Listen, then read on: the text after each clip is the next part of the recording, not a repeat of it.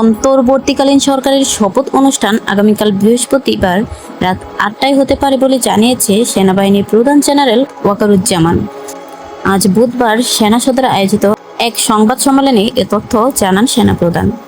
Doctor Mohammad ইউনূসকে অন্তর্বর্তীকালীন সরকারের প্রধান করে রাষ্ট্রপতির কাছে প্রস্তাব দেওয়া হয়েছে জানিয়ে সেনাপ্রধান বলেন, আগামীকাল বেলা ২টার দিকে ডক্টর ইউনূসের ঢাকায় আসার কথা রয়েছে।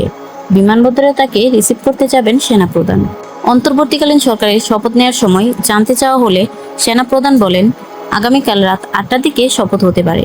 নোবেল বিজয়ী অর্থনীতিবিদ ডক্টর মোহাম্মদ ইউনূস বাংলাদেশকে সুন্দর একটি গণতান্ত্রিক প্রক্রিয়ার মধ্যে নিয়ে যেতে সক্ষম হবেন বলে আশাবাদ ব্যক্ত করেছেন সেনাপ্রধান জেনারেল ওয়াকারুজ্জামান।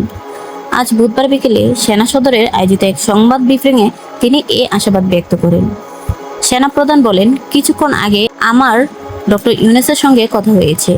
ওনার সঙ্গে কথা বলে আমার খুব ভালো লেগেছে। আমার কাছে মনে হয়েছেন তিনি এই কাজটা করতে অত্যন্ত আগ্রহী। আমি নিশ্চিত তিনি আমাদের সুন্দর একটি গণতান্ত্রিক প্রক্রিয়ার মধ্য দিয়ে নিয়ে যেতে সক্ষম হবেন এবং এই কাজে আমরা উপকৃতই হব। ওয়াকারুজ্জামান বলেন, আমি দেখছি শিক্ষার্থী ও স্বেচ্ছাসেবকরা খুব ভালো কাজ করছে। রাস্তায় ট্রাফিক পুলিশ ছিল না, তারা ট্রাফিক নিয়ন্ত্রণ করেছে, রাস্তা পরিষ্কার করেছে, যেসব স্থাপনায় ধ্বংসযজ্ঞ চালানো হয়েছে সেগুলো পরিষ্কার করেছেন। আমি তাদের অনুরোধ করব তারা যেন এই ভালো কাজ চালিয়ে যায়। তিনি বলেন, অনেক ধরনের গুজব চলছে, জনগণকে আহ্বান করব তারা যেন গুজবে কান না দেয়। আমরা চমৎকার পরিবেশে সুন্দরভাবে কাজ করে যাচ্ছি। সেনানিবাসে বিভিন্ন কিছু হচ্ছে, এমন গুজব চলছে, এগুলোতে কান দেবেন না এবং এগুলো ছড়াতে সাহায্য করবেন না।